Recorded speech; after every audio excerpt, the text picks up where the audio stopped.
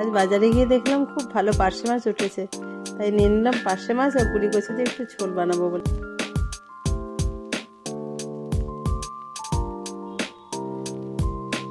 কুড়ি কচু আলু কেটে ধুয়ে নিয়েছি, লবণ, ধনেপাতা কুচি, জিরে গুঁড়ো, ধনিয়া গুঁড়ো, হলুদ গুঁড়ো, লঙ্কা গুঁড়ো, টমেটো কুচি, আদা কুচি, লঙ্কা কুচি। মাছ ভাজার জন্য প্যানটা চাপিয়ে দেবো।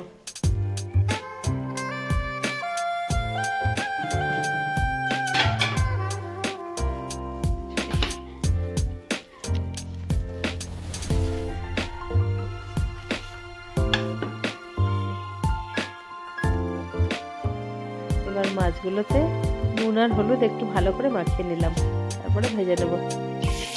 তেলটা গরম হয়ে গেছে, এবার এর মধ্যে মাছ একটা একটা করে ছেড়ে দিয়ে ভেজে নিতে হবে।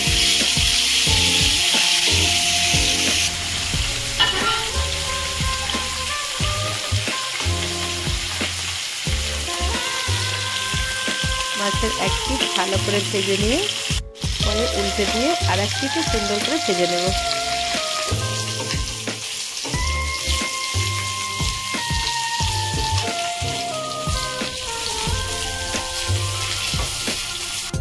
ভালো করে ভেজে নেওয়া মাছগুলোকে আমি উঠিয়ে নিলাম একটা পাত্রে।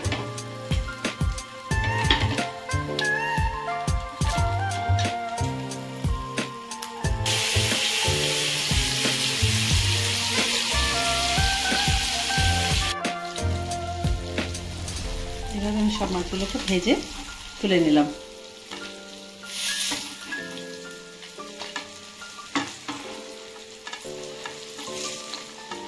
দেখতে পাচ্ছেন একটু সুন্দর করে মাছগুলো ভেজে নিয়েছি।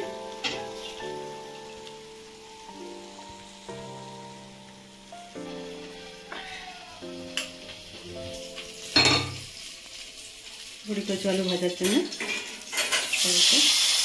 তেলটুকু আমি দিয়ে দিলাম। কচু আলু একসঙ্গে এবার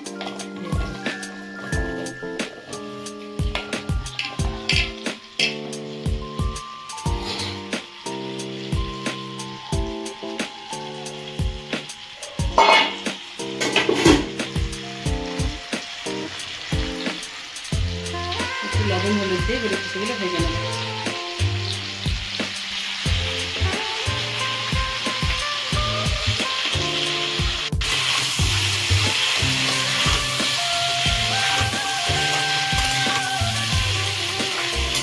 গাঁটি কচু আলুটাকে আমি ভালো করে ভেজে নিয়েছি।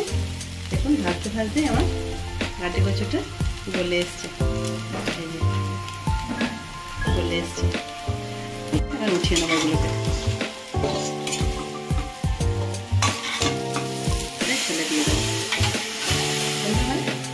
কড়াইতে একটু জল গরম করে নেব, এই গরম জলটাই আমরা ঝোলের মধ্যে দিয়ে দেবো। সাদা তেলও রাঁধতে পারেন, সরষের তেলও রাঁধতে পারেন।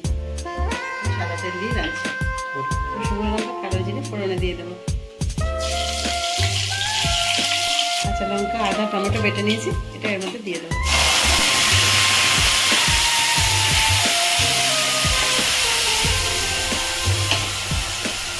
এটা কোনো পেঁয়াজ রসুন দিয়ে রান্নাটা আমি করবো না, আদা বাটা, টমেটো বাটা, জিরে ধনে দিয়ে রান্নাটা করবো।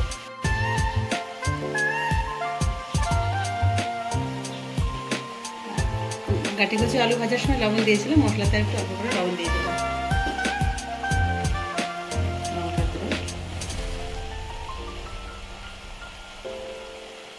গুঁড়ো আর ধনিয়া গুঁড়ো এগুলো এর মধ্যে দিয়ে দেবো।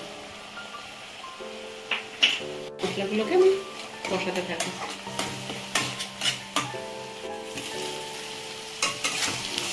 মশলাটা আমরা এইভাবে কষিয়ে নেব। মশলা তেল ছেড়ে গেছে, আগে থেকে ভেজে রাখা গাঁটি কচু আলু দিয়ে কষিয়ে নেব।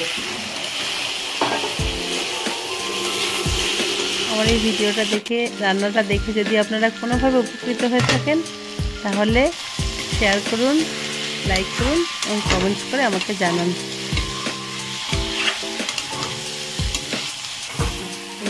কষানো হয়ে গেছে, এবার আমরা আগে থেকে গরম করে রাখা জল এর মধ্যে দিয়ে দেবো।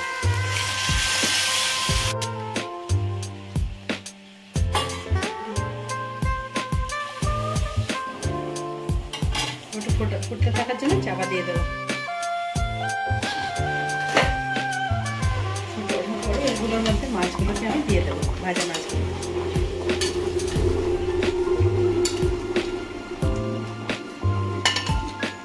প্রায় রান্নাটা আমার হয়েই এসেছে, আর বেশিক্ষণ অপেক্ষা করতে হবে না। আঁচটা কমিয়ে দিয়ে একটু ফুটতে থাকবে মাছের ঝোলটা। মোটামুটি 7-8 মিনিট ফোটার পরে আমার তরকারিটা কিন্তু হয়ে এসেছে।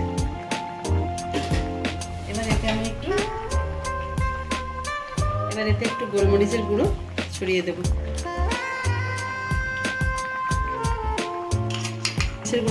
গোলমরিচটা আমি সব তরকারিতে ইউজ করি, কারণ গোলমরিচটা খাওয়া স্বাস্থ্যের পক্ষে খুব ভালো।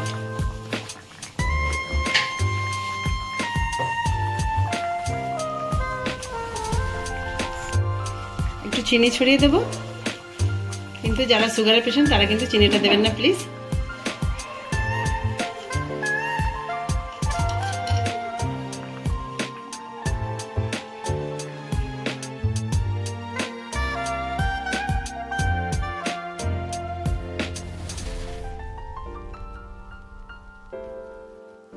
তো তৈরি হয়ে গেছে আমার কচুরমুখী ও পার্শে মাছের সুন্দর একটা রেসিপি।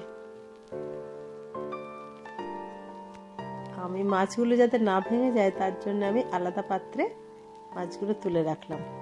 রেসিপিটা বাড়িতে ট্রাই করবেন এবং অবশ্যই কমেন্টসে জানাবেন।